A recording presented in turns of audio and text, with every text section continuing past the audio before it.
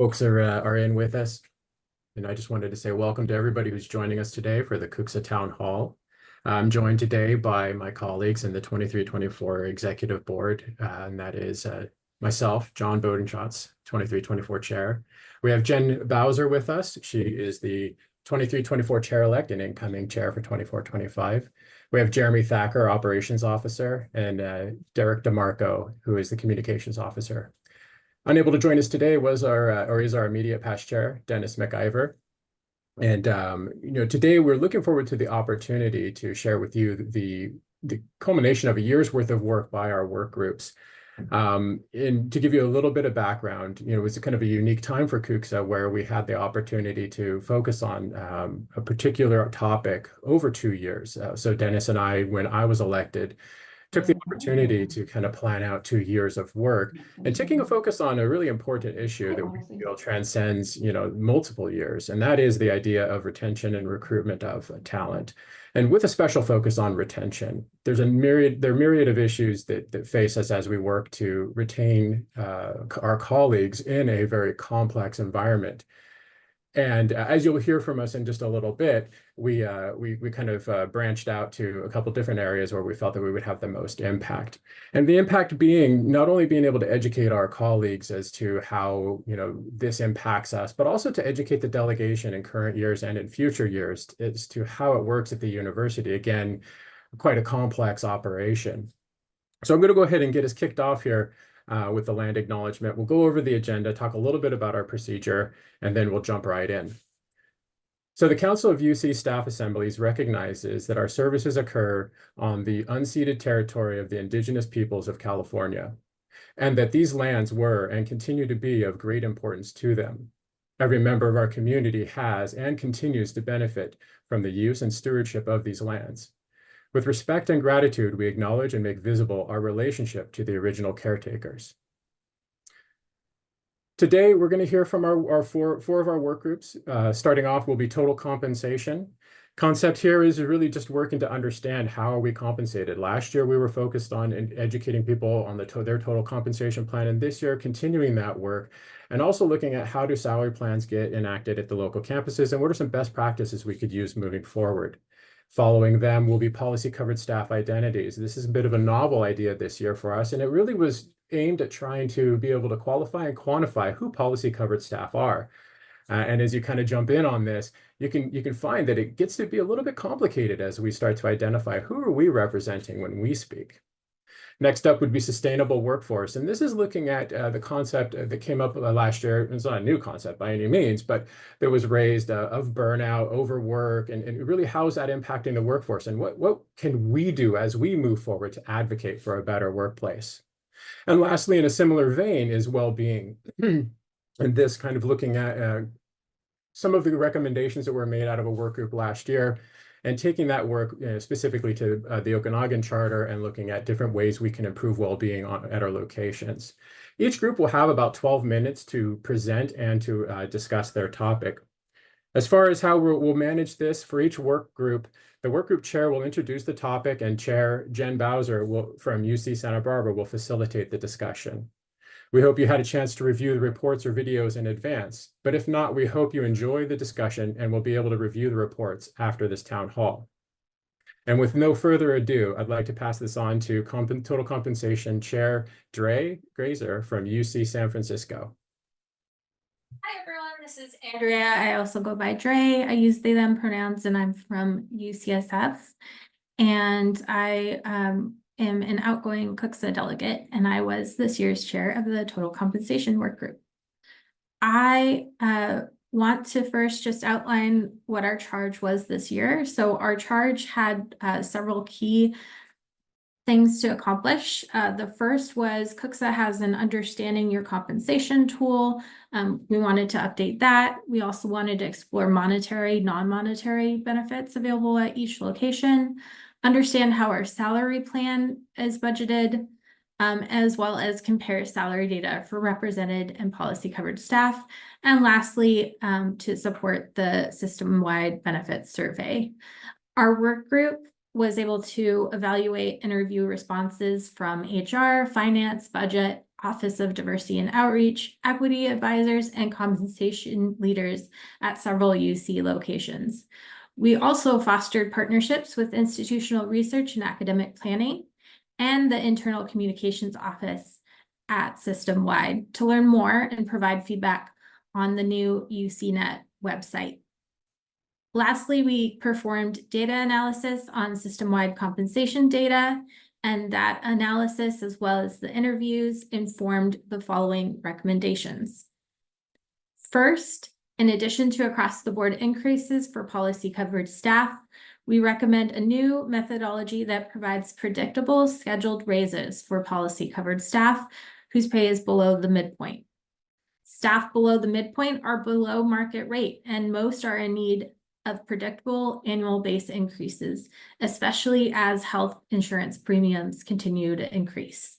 Predictable salary actions would also support locations as they put together their budgets and support their ability to compensate staff fairly and competitively. Our second recommendation is to establish and fund an annual equity pool at each UC location that supports equity reviews and equity-driven salary increases. Establishing and funding an equity pool at each location would support leaders in retaining staff through equity reviews that are responsive to changes in the market and recognize specialized knowledge and skills only gained through years of UC service. Interview responses indicated that while the methodology exists for determining equity, local budget restrictions or local policies affected leaders' ability to act on those recommendations. And lastly, our third key recommendation is to implement a clear and consistent policy on the frequency, method, and communication strategy for equity reviews, reclassifications, internal transfers, and job postings. As our compensation group reviewed job postings, location websites, and interview responses, we observed that there were different standards for how jobs were posted, how frequent equity reviews took place, the policies on reclassifications and different salary actions also varied, and we encountered different compensation philosophies. Creating a clear and consistent guideline would help build trust between staff and supervisors, as well as help retain and recruit staff. We were able this year to present this information to compensation managers at all the UC locations and started to build on those conversations on some of the findings from our report. And we recommend that CUCSA continue to build those relationships between staff assemblies and team members in several departments, including HR, finance, budget, compensation, and diversity, equity, inclusion, accessibility, and belonging offices at each UC. And with that, I will pass it to Jen. Thank you, Dre, and great job, work group. We're gonna go ahead into Q&A for compensation specifically. If you have a question, if you can raise your hand, I'll call upon you, and if you can introduce yourself with your name, your affiliation, what campus you're from, that would be really helpful.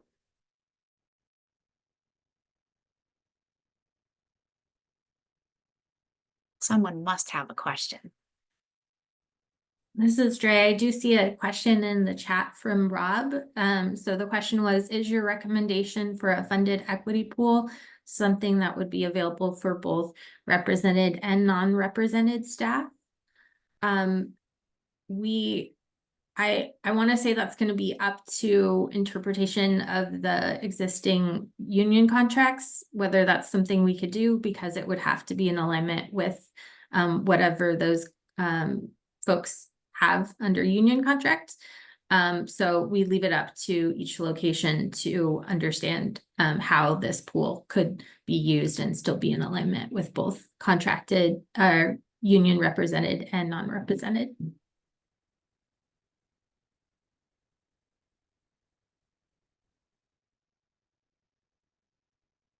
There will be an opportunity at the end to ask more questions. So after we've gone through the presentation from each work group. If you think of a question for compensation, we can come back to that at the end. Oh, Elizabeth has a question. Will the chart in the top right corner of the slide be enlarged for reading? Yes, so that was just a preview to, I'm glad you noticed that. I encourage you to open up our presentation that's available on the CUCSA website. So that chart was put together by our work group. And maybe Caitlin, do you want to highlight how the colors, how to explain the colors and why we put it in that alignment? Sure. So what we did was we took the sample of all of the policy covered annualized salaries that we were given as in terms of the data. I think there's around, I want to say 10,000 salaries. The number is in our report. And thank you for pulling that up, Jeremy. So what we did is we looked at the annualized salary for our policy covered employees at all locations and compared their salary to what quartile of the salary range specific to that title and saw where they fell within each one. So the red bar shows what percentage of the overall policy covered employees fall within the first quartile of their specific salary range. So like if you look at the very bottom line, UC Berkeley has 17.9% of their policy covered employees falling within the first quartile of the range. Blue shows quartile 2, green is quartile 3, and purple is quartile 4. We have been told that the 50th percentile or the midpoint of the salary range is considered market value. So the red and blue bars combined show how many of the policy covered employees at each location fall below market value for their specific salary range.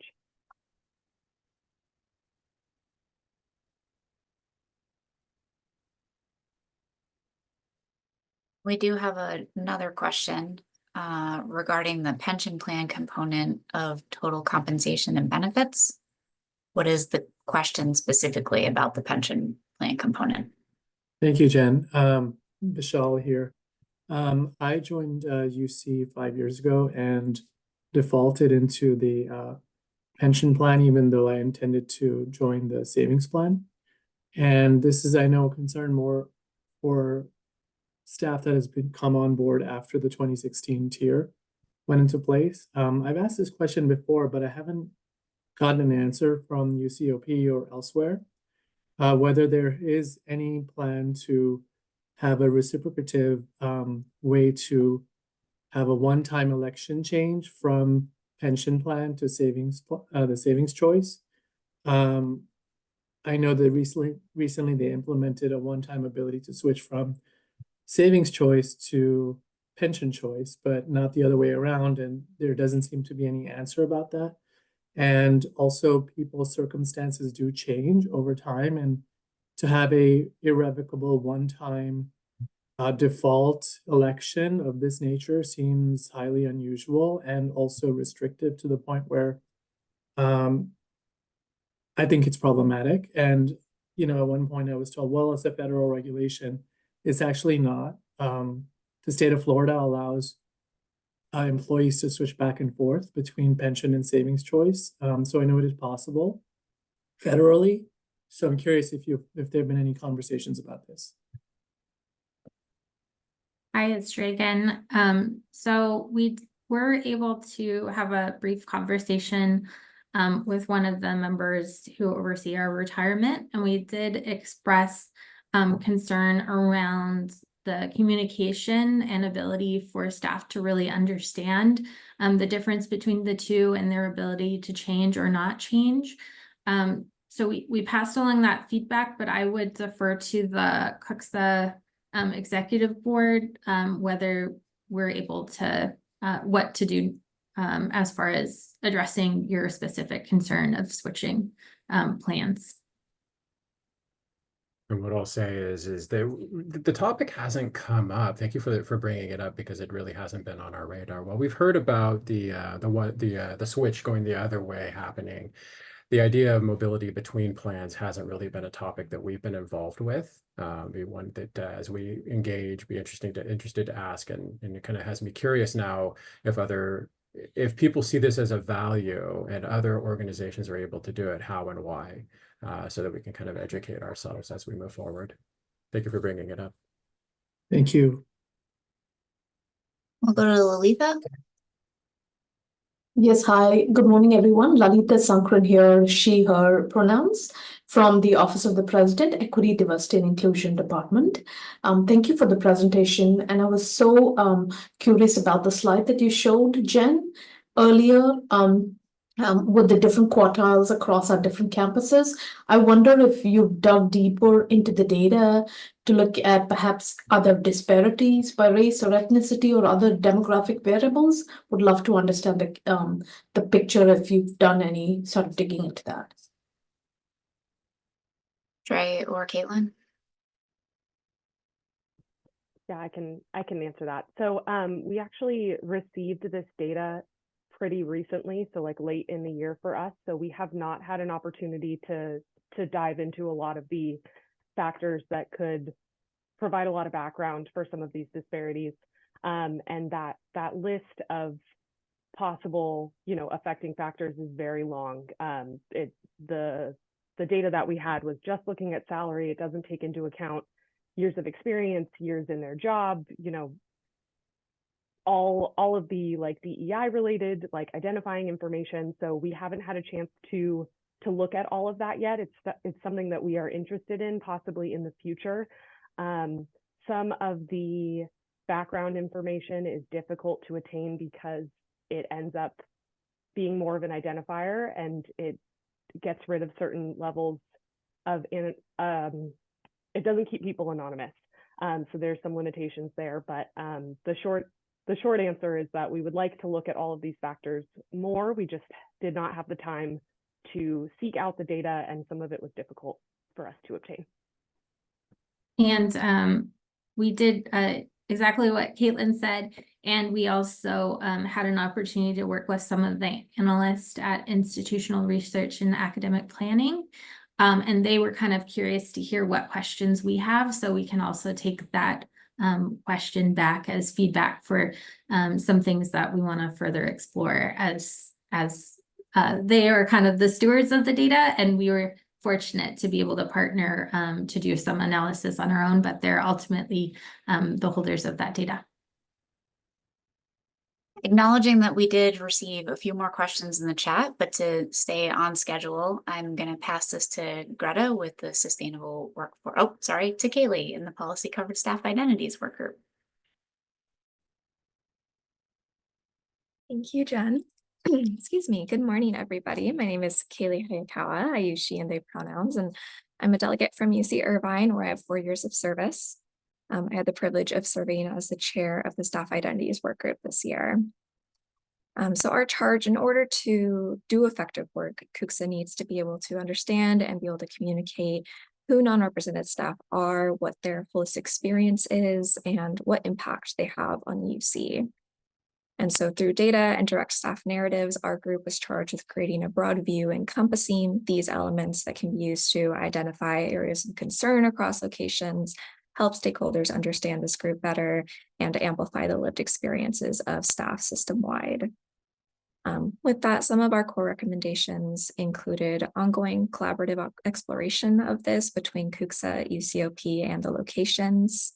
We think that we just scratched the surface. We believe that there's so much more that can be explored and understood about this group. The next is increased communication with staff. The staff that we heard from expressed a sense of not feeling heard and not having a sense that communication, especially with senior leaders, was always transparent or truly two-way.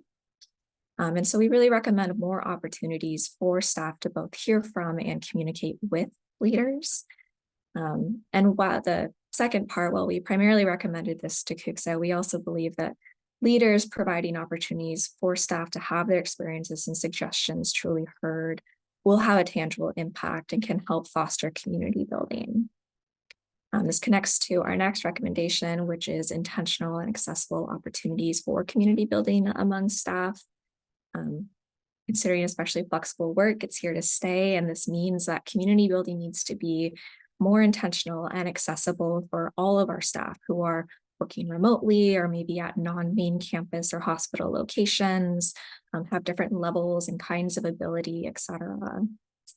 And because of time, I will wrap up here. I look forward to hearing your questions, but as UC faces ongoing financial challenges in the coming years, an institutional culture that promotes and prioritizes community building and meaningful recognition are going to be even more important for retaining our non-represented staff and helping them really thrive in the face of the ongoing challenges that UC and higher education more generally are being presented currently. And I will pass it back to Jen. Thank you, Kaylee, and thank you, Policy Covered Staff Identities Work Group. We'll now take questions for this work group. So please raise your hand and introduce yourself.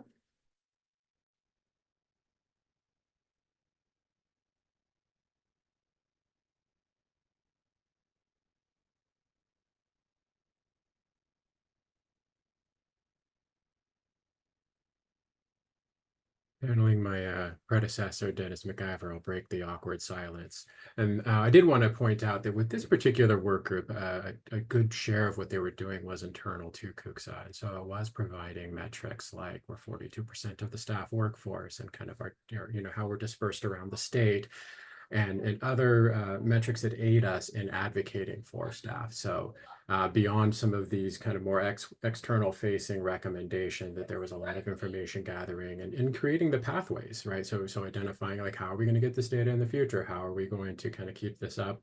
And how do we properly, advocate, and who are we advocating for? So I do want to recognize that work that was done. It may not be apparent to everybody, but behind the scenes, there's a good chunk of data that was provided to us that hopefully will help our communications as we bolster that moving forward. So Kaylee, we do have a question in the chat. How do I know whether I am represented? What's the difference between represented and non-represented?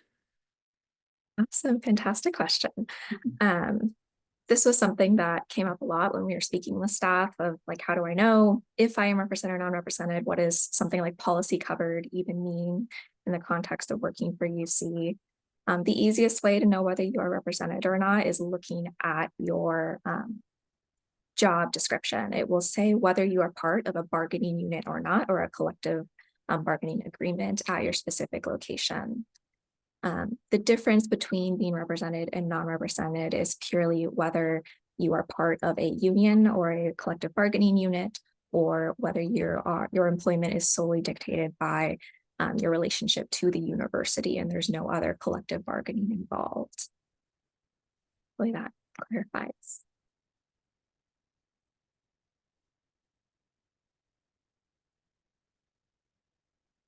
And I'll read the next one. Looking at page 27, was there correlation between this and compensation report to consider what is most important to staff?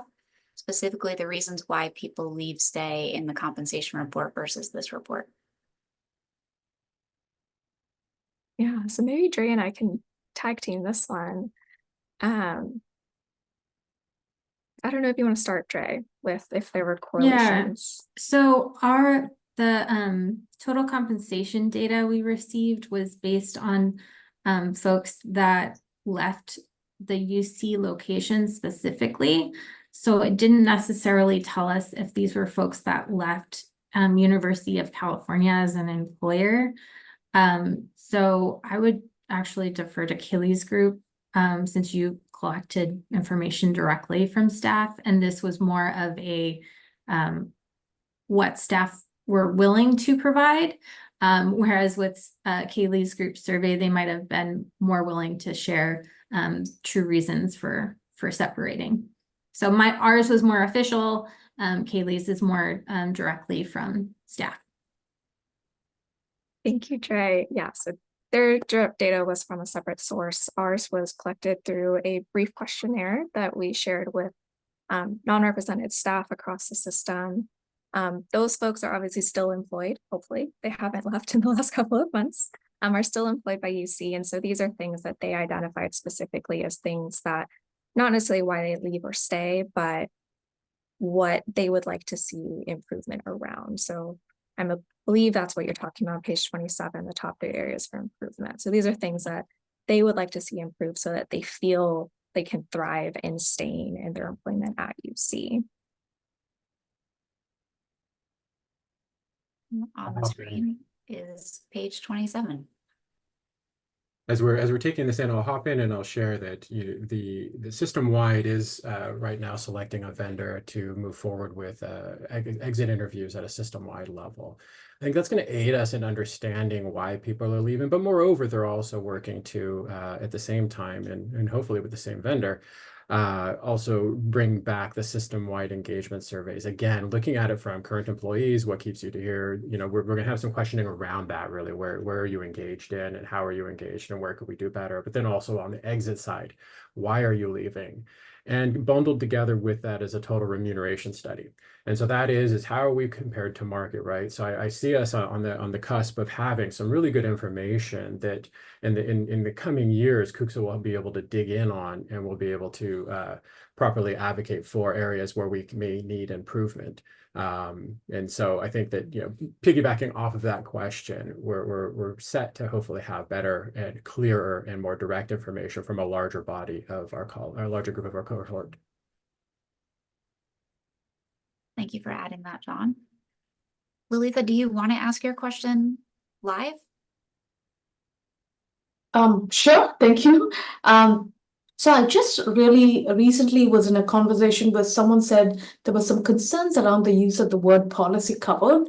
I'm not quite sure I fully understood that, so I wondered if CUCSA could be a resource to help me understand what some implicit concerns might be in the use of the word policy covered versus represented and non-represented. Yeah, I would be really interested to hear what specific concerns that person that you were speaking with had heard around the use of policy covered. In our specific report, one of the recommendations is actually to defer to the term non-represented over policy covered. And our work group's reasoning for that was a general lack of education around a lot of UC colloquialisms. Outside of UC, a policy covered staff member means very little. That's a confusing term. And there's a lot of staff who don't know, am I represented? Am I not? What does my employment mean? Who do I go to for support?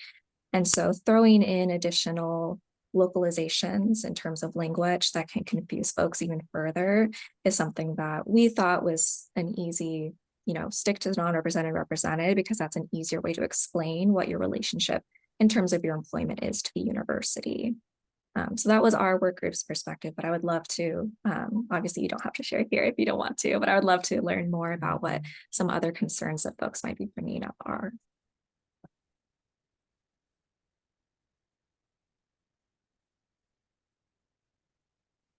Okay, well, thank you for your questions and thank you, Kaylee, and your work group. I'm now going to pass it to Greta. Thank you. I am Greta Carlalay from the Santa Barbara campus. I have 30 years of service and I am a UCSB alumna. The Sustainable Workforce Work Group was asked to look at the impact that understaffing is having on our individual employees and the university as a whole, and to look for actionable ways to address these issues. Overwork caused by vacancies is resulting in burnout and is causing our staff to struggle with physical and emotional exhaustion, mental health difficulties, and decreased motivation. And the university as a whole is experiencing risk and liability issues because there simply aren't enough people to do the work.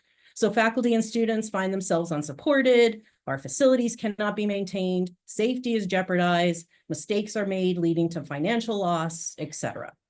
So if we want to build a sustainable workforce, we must move past this accepting of understaffing and our expectations that the staff that we do have will pick up the work, to investing in our employees as an important resource. The university can achieve this if we implement policies and procedures that address work-life balance and employee well-being that allow staff to thrive in both their working and personal lives. This leads to higher productivity, higher creativity, and higher innovation. A sustainable workforce cannot be achieved if staff are overworked, undervalued, and given little to no flexibility.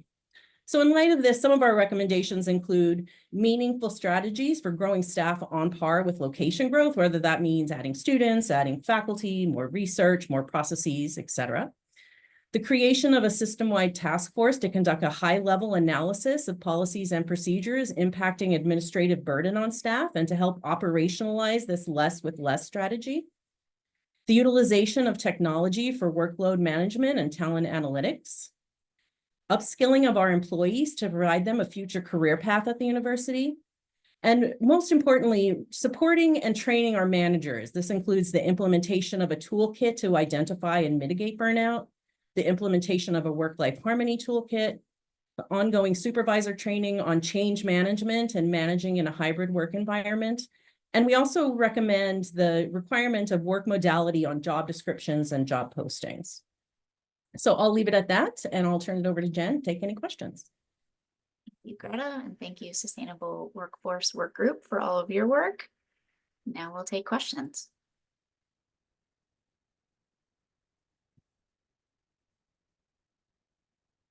And while people are thinking about questions, I'll just mention that when you saw that table from Kaylee's report, the second thing after compensation that people cared about was overwork.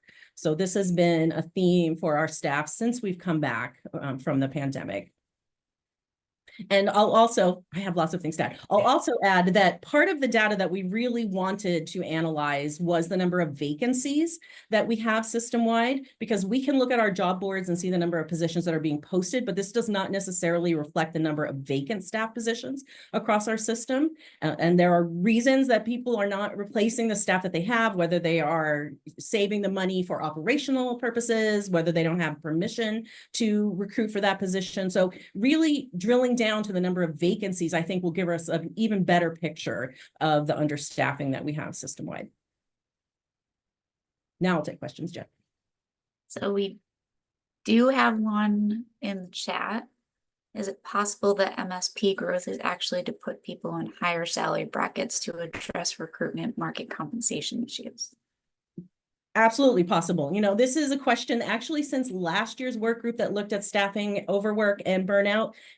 We've been asking the question, why did we see such a growth in MSP over these same years that we have been looking at, which is starting in 2016 until now?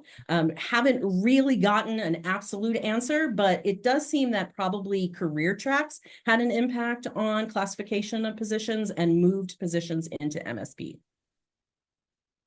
And I'll add on to the concept of the compensation and trying to dive into some of these numbers. You know, all of our work groups, I think we've learned too, especially now that we've had kind of 2 years to look at these data, is it's like peeling back an onion, and then you're going to get through some layers and you learn some more, and then it drives you to another direction. And what I think we've done well this year is working to get some of the data and establish those connections so that moving forward, CUCSA can be that much more informed, but also we're challenged with new questions.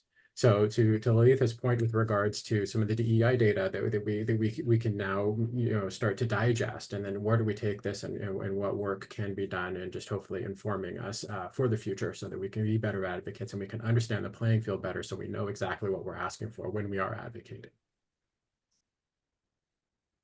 In short, it's a journey. So Greta, a couple questions from Christina. Something I think would really help with overwork is more training for supervisors. Supervisors should be the ones responsible for managing their team's workload and setting boundaries for their team. Are you looking at opportunities for training or maybe required people management training for supervisors? Yes. So when you look at studies and reports on burnout, supervisors are actually one of the higher groups of staff that find themselves burned out, because they're the people dealing with the turnover and handling the vacant positions until they have someone new, and they're handling the training of the new employees. So there's a lot of pressure on our supervisors. And so yes, we definitely, as I said, a lot of the recommendations that came out of our report were really focused on the support and training of supervisors and managers. Making something required at the UC is not as easy as it sounds. Like we often in CUCSA say, this should be a required training. This should be required. And it's not as easy as that sounds, but I agree with you that having support and training of supervisors is critical. From Amanda, do you have any thoughts or recommendations about how conversations and decisions about hybrid work schedules can be standardized across the department? I guess you kind of answered that just now a little bit. But if there's anything else you want to add, how it can be standardized across departments, campuses, and the UC system. Yeah, we talked about this. We would like to see one of our recommendations that wasn't on our slide, but is in our report, is that we would like to see something come from OP, setting a standard for hybrid work. I think that it would be difficult to say this is the requirement for hybrid or remote work, because the answer is going to be, it's going to vary from department to department. It's going to vary from unit to unit, depending on the job. So what could be helpful is to have some sort of process in place where if you are told your job cannot be hybrid or remote and you believe it can, that there's a process at your location to have this moderated by someone, to go to someone and say, can you help me work this out? But our recommendation of having it be required in job descriptions and in job postings is so that's very clear at the very beginning. And if it's in a job description and then you get a supervisor who may have subjectivity about hybrid work, then someone has the teeth to say, well, it's in my job description that this position can be hybrid. So that's why we would like to see that requirement. But we agree that there should be some process if there is dissatisfaction or disagreement about how a job is classified as far as work modality. And Ross asks, could you please elaborate on the less with less concept? Any thoughts as to how this can be implemented? Yes. So, this less with less comes out of this concept of do more with less. So that this idea that we didn't have enough people, so the people we had were just going to do more to get things done. And we're at a point where that is just breaking down our employees. And so we need to get to a place where we can accept that not everything can be done. And I think it's difficult for an individual employee to go to their supervisor and say, well, if you want me to do this, then I can't do that because I just don't have the time. I just don't have the cycles. I just don't have the energy. Whereas if we come up with a process of administrative processes being reviewed and saying, well, this is antiquated, or this can be made more efficient, or, we don't actually have to do this anymore. If this is coming at a higher level, then there is more of this acceptance, I guess, or this more of this operationalizing the idea that we don't have to continue to do everything the way we've been doing it before. We should find ways to figure out what's important, and with the staff that we do have, what is the critical work that needs to be done. Our next question in the chat from Lolita is, Career Tracks has put longtime employees at the bottom of the salary bracket and just gave supervisors more work under the title. So we cannot request a salary increase based on the work. Why is this? Yeah, I do not have the answer for that. It's a great question. John, do you have anything you would say about that, or Jen? I'm trying to find it real quick. Give me 1 second. You're trying to find what, John? Yeah, I'm trying to find the question. Can you read it again? Oh, Career Tracks has put longtime employees at the bottom of the salary bracket and just gave supervisors more work under the title. So we cannot request a salary increase based on the work. Why is this?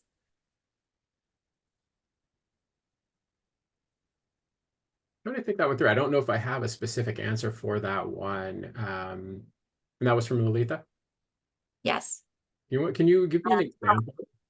Well, before it was kind of easy to request an equity raise based on the amount of work that we were doing that was out of our normal work that we had. Now they kind of threw all of that work in there, and there's no room except for salary employee compression to submit an equity raise on. But it's like they just gave us more work. We're already feeling the pressure, and we honestly just don't feel appreciated. It's just like, here you go, here's this, and keep quiet. So you're saying that through Career Tracks, they essentially adjusted the job description such to increase the capacity for a lot of things that maybe otherwise weren't, and then took away the ability to say, oh, and we have more work, thus meaning that you're strictly limited to equity as being the only moving part that you can leverage for any type of increase. Am I getting that correctly? Yes. All right, I see Dre's hand up, and as our comp expert, I'll defer to her, and then we. Oh, I don't know about that, but so outside of my work group report, something that our division actually did, because we were finding a similar sort of situation for ourselves, is we had kind of a staff-driven effort to create a skill-based and project-based pathway to get reclassified into like a 4 or a right now it's from a 3 to a 4. So I'd be happy to connect with you offline with the person that helped champion that. And it was a way of demonstrating a greater amount of skill that justified a reclassification in place without having, to hop jobs. So I'll if you can send me your email, I'll connect with you on that if you're interested. Yes, definitely. Thank you. And Desiree, who was also on our comp work group and is our incoming chair, or chair-elect, as it were. Thank you. Thanks, John. I'm looking at the equity increase guidelines right now online, and it's something that actually our compensation group was just made aware of pretty recently. It was sent to us. And one of the categories is other. It's described as permanent or unanticipated changes in scope of duties, complexity of assignments that have suddenly changed or do not warrant a change in classification. So if there is a change in your job duties, the level of work you're doing, that kind of falls under that other category. Of course, now whether that actually gets reviewed at your location is another question, but it is part of the scope of one of the reasons why you should be able to request an equity review. In addition to, of course, if you're doing job outside of your scope, there is stipend options, but those are limited in time and how much that they can give you. But it is under the equity review guidelines. Peter, do you have a comment about this or an additional question? I have a comment. If you don't have time, I'll defer. In order to stay on time, I'm going to go to well-being and then we'll come back to you when we're done. Does that work? Yes. Thank you. So now to Courtney and the well-being worker. Thank you, Jen. I'm Courtney Klein from UC Berkeley with 11 years of service.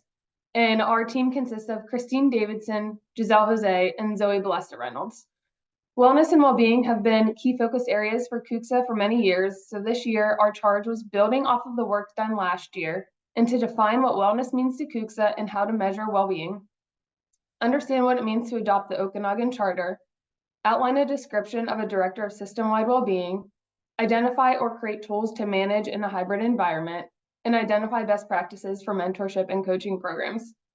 To understand how to approach our charge, we engaged with UC stakeholders such as location wellness managers, health promotion directors, and staff assembly mentorship programs.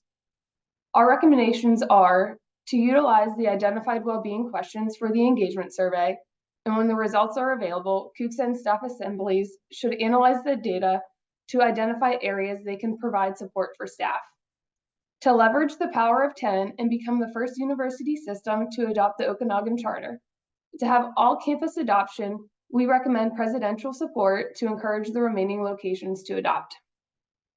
To establish a system-wide mentorship and coaching network, to provide a space to support idea exchange, resource sharing, and collaboration across locations. To create and fill a vice president chief well-being officer. This should be outside of HR in an independent division under the president, should oversee faculty, staff, and students, and responsibilities would include building a culture of well-being, designing a system-wide well-being strategy, and implementing and monitoring strategy milestones. A full outline of the description can be found in the final report. At least one fully funded FTE designated to employee wellness at each location to fully support wellness initiatives, promote staff well-being without overburdening individuals. And lastly, to revise the absence from work policy. While a policy change to include mental health conditions is planned for 2025, we recommend to match the Berkeley lab policy to clarify the sick leave, remove ambiguity, and reduce the stigma around mental health. In addition to these recommendations, we've created multiple resource documents that can be found in the final report that provide talking points on the Okanagan Charter, best practices for mentorship programs, and tools on building or tools for managing in a hybrid environment. And with that, I will pass it back to Jen. Thank you, Courtney, and the well-being work group. Do we have questions about well-being? What is the Okanagan Charter, Courtney? I will pass it off to our Okanagan expert, Zoe. Zoe. Hi everyone, Zoe Blester Reynolds, UC Davis, first year delegate. So the Okanagan Charter is an aspirational charter and document that has 2 calls to action for organizations of higher learning. And basically it is to incorporate well-being into decisions on campuses and to be at the forefront for our communities in well-being best practices and ideas. Thank you, Zoe. And I'll hop in from the wings again here, and I'll share that, you know, the notion of the Okanagan Charter really helps set that baseline for wellness. Something that our work groups did this year was really worked hard to get in touch with the locations, the local campuses, either through the delegates or they themselves meeting with wellness directors in the case of wellness. But then, you know, our comp group was meeting with people also, as was all the other work groups. And the hope there is to set this as a baseline, not only to a baseline for us to treat our colleagues and the community at large in a manner that we see is appropriate and best, but also to set the tone and set us as a leader in that space. And then hopefully from there, working to standardize certain wellness practices at each and every campuses, because we did notice that there are differences between each location. And while each location should be able to express themselves and have their own identity, that there are certain best practices that we as a system should observe. So we think that the Okanagan Charter being the good first step in working towards that kind of baseline of well-being at each campus or location. And Courtney, Alexia asked if she's curious if CUCSA has worked with existing chief well-being officers on the campuses. Some campuses have already adopted the charter. Zoe beat me to it and answered in chat, but if Zoe or Courtney want to answer it live. Sure. So we didn't work with any of the location chief well-being officers. We did contact the Ohio State University chief wellness officer. We worked closely with her to understand like what her role looked like there and how that kind of her job had changed over the years. But we really worked closely with the wellness managers at each location. And then we also met with UCLA, UC Irvine, and UC Berkeley to understand how they adopted the charter, some of the struggles that they had on adopting it.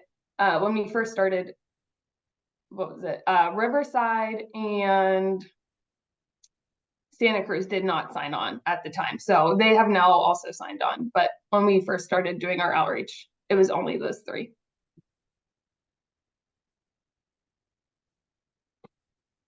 And Doug, I see Doug dropped a chat in the link. Thank you, Doug. He was a great resource for us.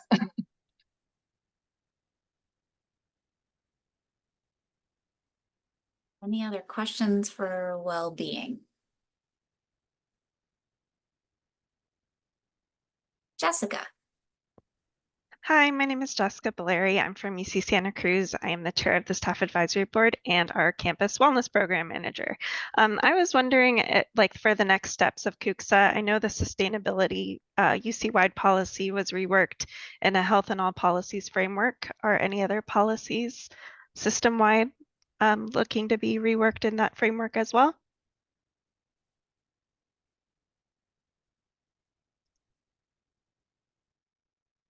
Courtney? I think I'm going to look at you and John for that. So I know of that one. I don't know of any others specifically right now that we've heard of that are being reworked. No.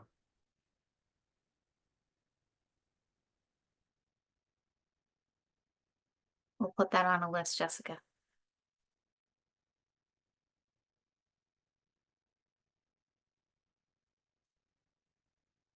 Okay. So maybe we can go back to Peter from before.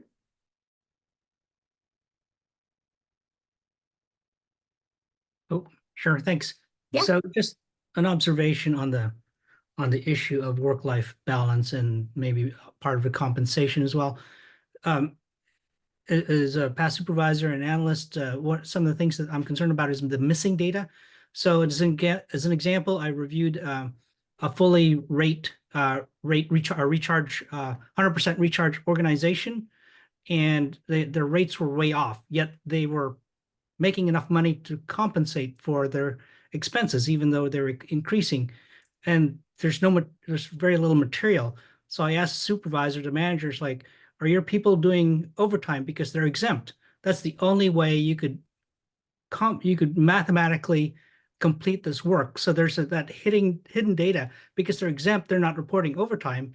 There's no additional cost, but yet it's filling the bucket, sort of say, to the expense at the cost of the burden of the work-life balance.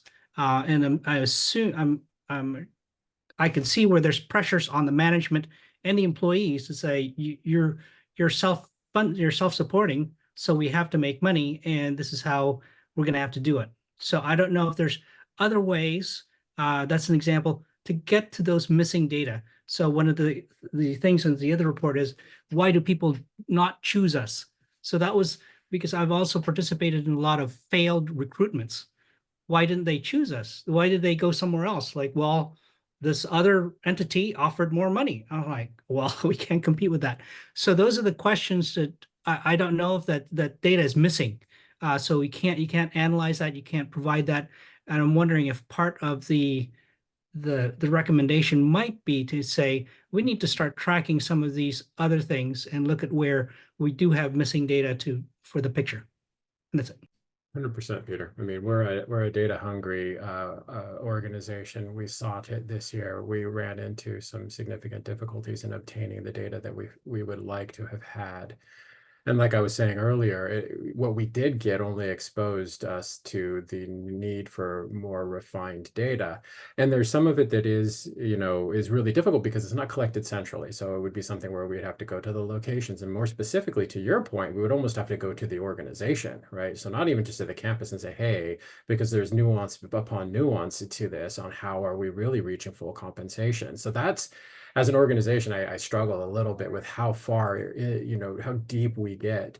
I will say, to the idea of data, I am somewhat encouraged that UC Path, there's a group forming right now to be able to extract data in a meaningful way out of UC Path. And I understand that it's with our OIR group at OP. And I understand it's a 1 to 2 year project to set that up. But hopefully what that'll do is that'll enhance our dashboards and create greater transparency on a lot of these issues, even what Lalitha was talking about. Some of these nuggets of data that we don't yet have access to. And also, it's also equally important that it be repeatable so that we can use this as a talking point moving forward. And as we can measure our progress, or, both good and bad as time passes.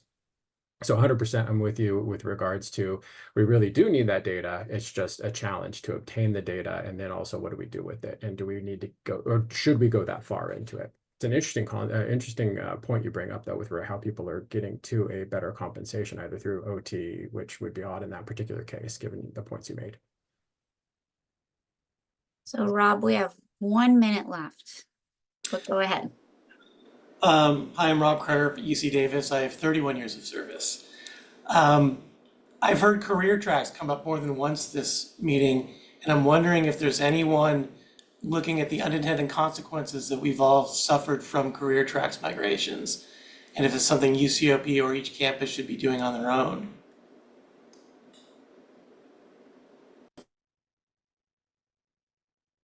It's not anything that we directly have contemplated. I mean, as we have had conversations about it, the expectation was that there would be concessions given at certain points. Now, I do know about some compression that's happening specifically on my campus with some librarian classifications and stuff like that, where some were migrated almost, I think, into the top of their tier. And they given the type of job that they have, they can't get out of that tier. So they have no ability for any more increases beyond what they have right now. Things like that, some manner of compression, but then that just means that there needs to be scale adjustments. So the expectation on the locations would be that they would be looking at those sorts of things for adjustments. But at present, no. Thanks for the question.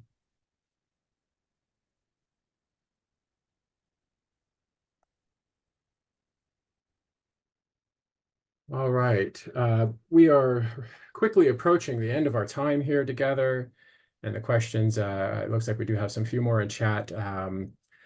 But we're going to go ahead and have to wrap this up. I wanted to thank all of you for coming. Thank you for your attention. Thank you for your engagement and the time that you spent with us over this last hour. Wanted to talk a little bit about our next steps. We do have upcoming, we do have, you can roll that slide, Jeremy. We have just introduced our upcoming board. We have Jen Bowser stepping in as Chair-elect Desiree Hennon. Jeremy will continue on as the operations officer, as that was made a 2-year role. And we have in the pilot communications officer role, Greta Carl-Halle. And then I will be seating myself directly and quickly into the back seat, and we'll be observing all the greatness that happens over the next year. Upcoming, we have the Regents meeting. That's one point where we get to share some of this in a very encapsulated 7-minute format, or give or take a little. And then we continue to meet with leadership to take these recommendations to them to try and see how we can go ahead and implement some of these. Now, we understand we exist within a very complex organization, as I mentioned, that there will be pressures, there will be certain things, but we continue to advocate for what we feel are the best practices moving forward for all of us. And then lastly, if you hadn't seen it earlier, here's a quick plug for the website. If you wanted to take a look at our workgroup reports, I dropped that into chat also. Do join us there, and we look forward to seeing you all at the next town hall. And keep an eye out for any of our, if you haven't signed up on any of the ways that you can connect with us, I recommend you do so. You can find that on our website also. Thank you very much. Everybody have a fantastic day.